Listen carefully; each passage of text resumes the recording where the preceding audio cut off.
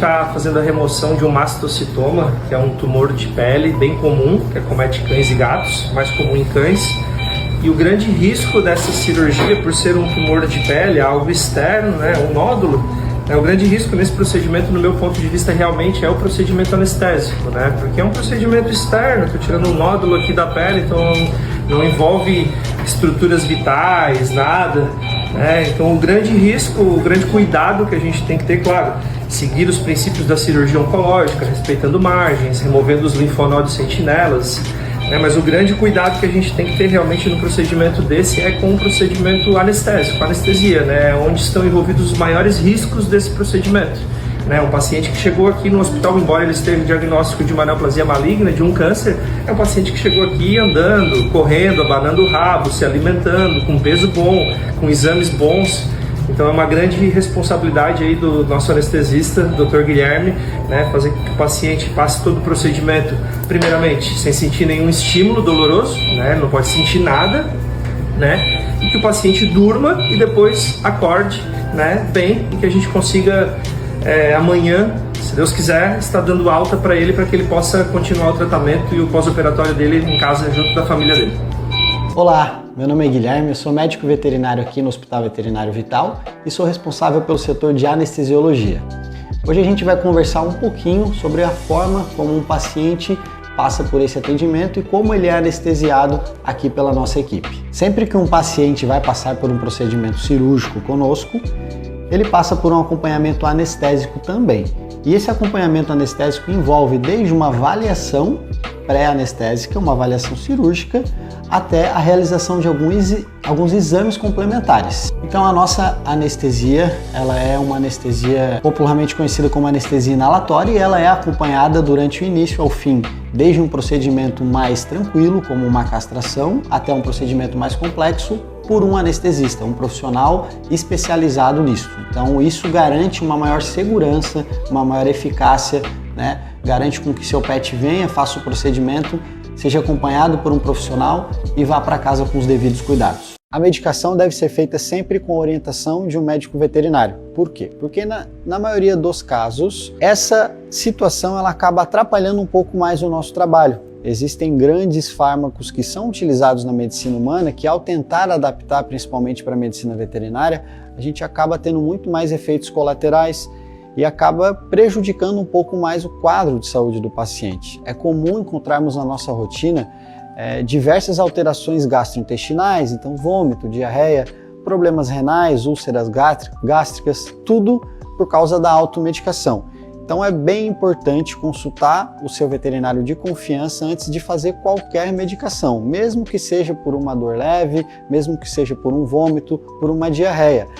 É bacana sempre a gente ser orientado nesse sentido para não prejudicar um pouco mais o quadro do nosso pet. Então, pessoal, hoje a gente está aqui com o Theo, que é um cãozinho da raça Pug. O Theo foi diagnosticado em dezembro de 2022 com mastocitoma, que é um tipo de neoplasia maligna, um tipo de tumor de pele, que é muito comum da raça Pug. E o Theo passou por cirurgia, passou por quimioterapia e hoje, para nossa felicidade, ele veio aqui para repetir os exames, para acompanhar esse câncer que ele teve. E para nossa alegria está tudo certo com ele, sem nenhum sinal de metástase, sem nenhum sinal de um novo foco de mastocitoma, então a gente está bem contente. Daqui 6 meses ele volta para fazer novos exames e aí para estar recebendo alta. O diagnóstico de câncer não é o fim da linha. Muitas vezes a gente recebe no consultório famílias que têm um cãozinho ou um gatinho que receberam o diagnóstico de uma neoplasia maligna, de um câncer. E é comum que as pessoas cheguem no consultório achando que é o fim, que não tem o que fazer. E bem pelo contrário, a medicina veterinária, os estudos da oncologia dentro da medicina veterinária têm avançado muito nos últimos anos. Inclusive o Brasil é pioneiro em diversos tratamentos oncológicos, em diversos estudos dentro da oncologia na medicina veterinária. Então é muito importante, se você receber um diagnóstico de um tumor maligno, de uma neoplasia maligna, procure um profissional habilitado, capacitado, que esteja atualizado com os novos tratamentos, as novas técnicas de tratamento, sejam elas cirúrgicas, sejam elas clínicas. É muito importante que você procure o auxílio desse profissional, porque o câncer sim pode ser tratado de forma adequada e que a gente pode sim, inclusive, buscar a cura de diversos números, diversos tipos de neoplasias malignas, diversos tipos histológicos de câncer. Hoje em dia a gente consegue tratar e consegue curar. Muitos outros realmente a gente não consegue curar, assim como na medicina humana. Mas a gente vai olhar para essa doença, a gente vai olhar para esse câncer como uma doença crônica, assim como um problema cardíaco. Um cãozinho, por exemplo, que recebe um diagnóstico de uma cardiopatia, provavelmente vai ser um animalzinho que para o resto da vida vai precisar estar tomando algum tipo de medicamento, fazendo acompanhamento com médicos, exames de imagem, exames de sangue. Então assim, o câncer da mesma forma, muitas vezes a gente vai seguir tratando esse paciente para o resto da vida dele, mas o importante é o quê? Qualidade de vida. Por mais que eu tenha um diagnóstico de câncer, eu posso sim buscar a qualidade de vida para esse paciente. Esse é um paciente que tem câncer, tem uma metástase em algum local do corpo, por exemplo, e ele brinca, ele corre, ele faz festa quando ele vê os tutores dele chegar em casa. E pra gente é isso que importa, qualidade de vida. Teve um diagnóstico de câncer, teve um diagnóstico de neoplasia maligna, procure um profissional adequado de sua confiança. Não é normal cães ingerirem grama ou algum tipo de vegetal. Essa geralmente é uma forma de eles nos demonstrarem que estão com algum incômodo gastrointestinal. Náuseas, enjoos, previamente a vômito, geralmente eles apresentam esses sinais. Então não é comum os cães ingerirem esse tipo de grama. Tá? Sempre que ele fizer isso, alguma coisa não está legal, seja no estômago, intestino, seja na alimentação dele. E aí é sempre bacana a gente consultar aí um médico veterinário, fazer um check-up e ver se está tudo bem. A palavra quimioterapia gera um certo medo e desconforto nos tutores de cães e gatos que precisam passar por esse tipo de tratamento. Embora os fármacos utilizados na medicina humana sejam os mesmos utilizados na medicina veterinária, as doses costumam ser extremamente baixas, o que reflete diretamente nos efeitos colaterais que costumam ser bem mais brandos em cães e gatos. Então o objetivo da quimioterapia é sempre devolver a qualidade de vida para o paciente. Mito ou verdade? Pets idosos não podem receber anestesia?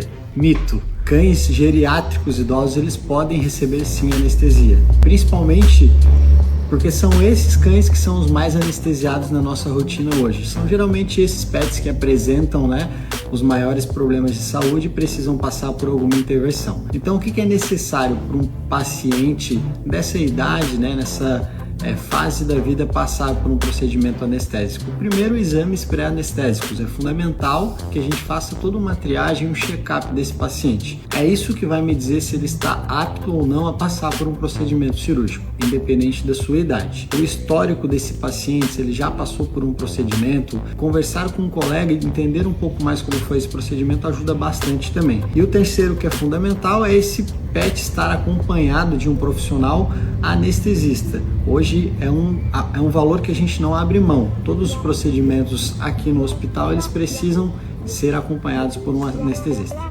Os tutores costumam perguntar pra gente se a castração muda o comportamento do pet. A resposta, no meu ponto de vista, é que depende. Há uma tendência, sim, de que a castração deixe o animal um pouco mais tranquilo. Isso é normal, é esperado, mas não é uma regra, há exceções. A gente sabe que o comportamento, o animal ser tranquilo ou ser agitado, está muito mais relacionado à personalidade daquele pet, se ele é um pet mais dominante, se ele é um pet mais calmo, mais tranquilo. Então o comportamento, se ele vai ser agitado, se ele vai ficar mais calmo depois da castração, está mais relacionado sim à personalidade do que propriamente à castração em si. Por que realizar a limpeza dentária do seu pet? Primeiro, porque a limpeza e a saúde bucal do seu pet vai muito além da estética, muito além de ter um dente branquinho ou um hálito fresco. A limpeza dentária, ela busca a qualidade da saúde do seu pet, porque essas bactérias que estão na cavidade oral, nos dentinhos do seu animal, elas podem sair dali, migrar e ir para outros órgãos, principalmente pensamos em coração e rins. Então, cuidar da saúde da boca do seu pet, fazer a limpeza, é algo que a gente faz pensando na saúde geral do seu pet, evitando outras doenças. Você sabia que a acupuntura pode auxiliar na qualidade de vida do seu pet idoso? Aqui no Mundo à Parte, a gente trabalha junto com a acupuntura também.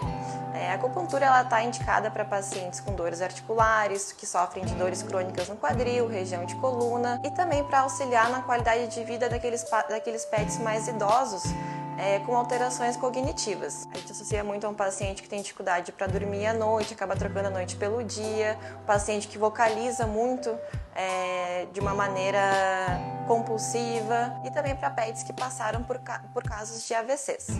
A acupuntura tem grandes benefícios nessas situações.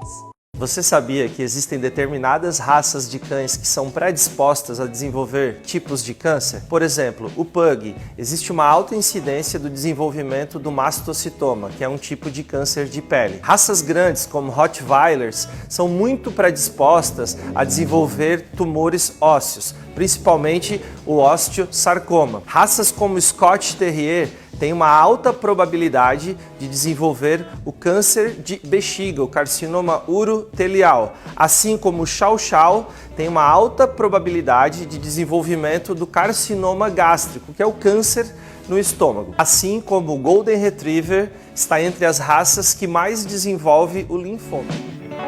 Olá pessoal, me chamo Ramon, médico veterinário aqui do Hospital Vital, sou responsável pelo setor de felinos. Hoje eu vou falar com vocês sobre obstrução uretral felina, uma doença geralmente proveniente da doença do trato urinário inferior dos felinos, comete principalmente os gatos machos por causa de sua anatomia, diâmetro da sua uretra, que é um pouquinho menor comparado com a das fêmeas. Essa complicação aí, ela pode ter várias causas, podendo ser infecciosa, traumática, por conta de produção de uma sedimentação maior. Normalmente, o tutor em casa, você, dono do seu gato, vai observar sinais clínicos como micção em locais inapropriados, quando o gatinho está urinando fora da sua caixinha, micção por gotejamento, ele vai ir várias vezes essa caixa e quando for urinar não vai ter uma urina saindo normalmente, essa urina vai sair com gotinhas. Esse animal pode apresentar vômitos, prostrações, essa urina pode ter presença de sangue ou muco. Essa doença ela é tratada como uma emergência clínica. Se você observar qualquer um desses sinais clínicos, traga seu gato para atendimento. É uma complicação que pode levar o seu animal a óbito.